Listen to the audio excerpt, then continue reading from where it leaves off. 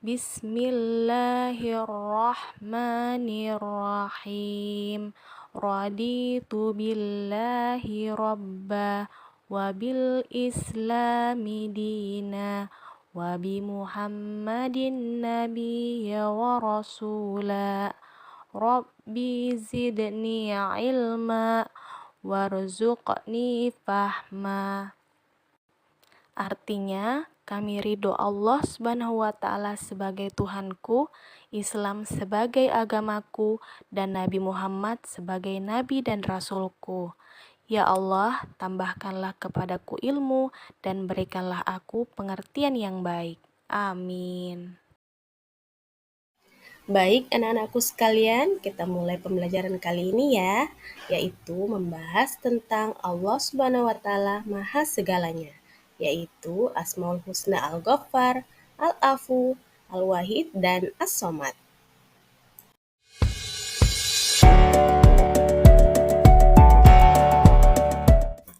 Tujuan pembelajaran kali ini yaitu menjelaskan arti dan makna Asmaul Husna Al-Ghaffar, Al-Afu, Al-Wahid, dan As-Somad.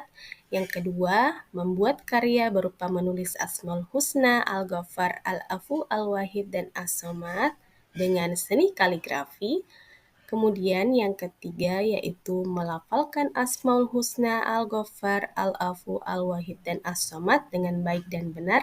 Dan yang terakhir yaitu terbiasa menumbuhkan sikap mandiri dan bertanggung jawab. Nah, ini adalah peta konsep yang akan kita bahas pada video kali ini. Silakan disimak baik-baik ya. Nah, dalam meneladani Al-Ghaffar dengan cara membiasakan untuk belajar menutupi aib orang lain.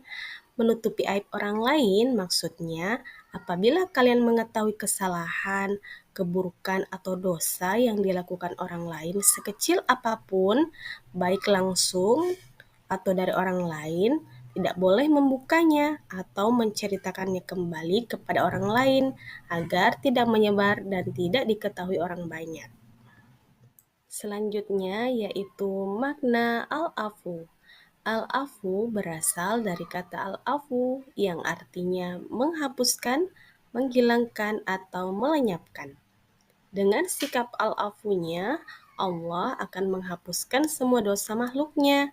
Nah, menghapus lebih kuat daripada menutup.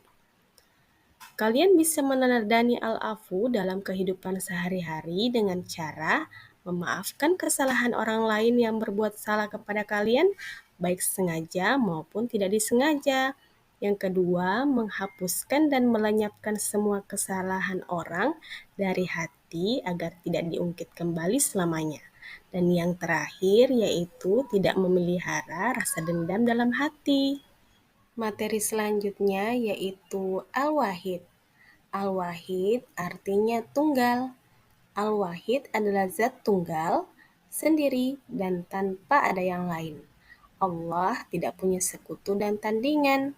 Adapun ciri orang yang mengimani kemahaesaan dan kemahatunggalan Allah diantaranya adalah selalu mengucapkan la ilaha illallah, selalu melaksanakan sholat wajib, hanya berdoa dan meminta kepada Allah, menghindari perbuatan dan ucapan yang mendekati kemusyrikan, dan fokus kepada satu tujuan yang ingin dicapai. Yang terakhir yaitu As-Somad.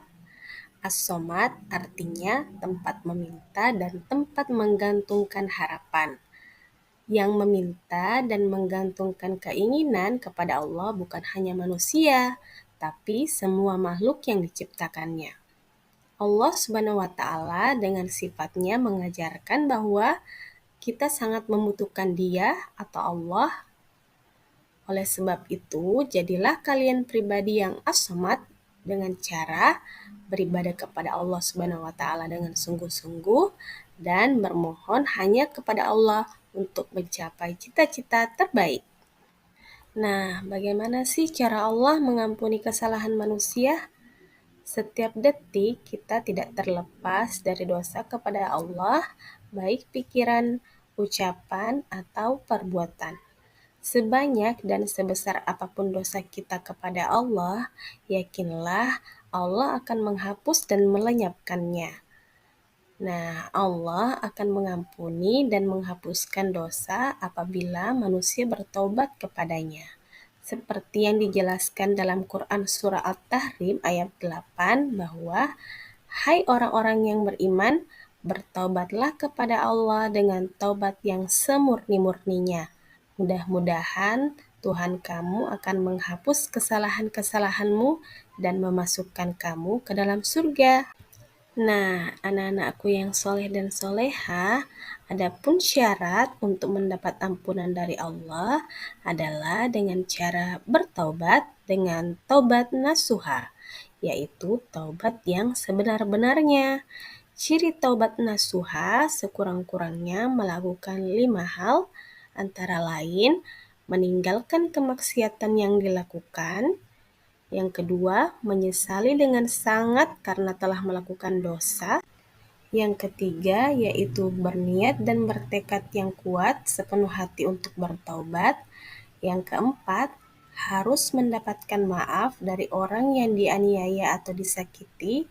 Dan apabila kalian terlanjur melakukan suatu kesalahan atau perbuatan dosa, walaupun kecil, bertobatlah kepada Allah dengan sekurang-kurangnya mengucapkan istighfar.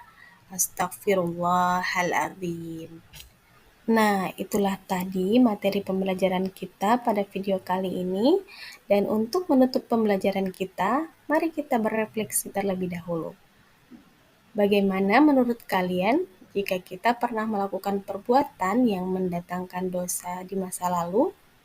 Coba kemukakan pendapat kalian melalui tulisan serta beberapa alasan pada buku catatan baik kalian ya.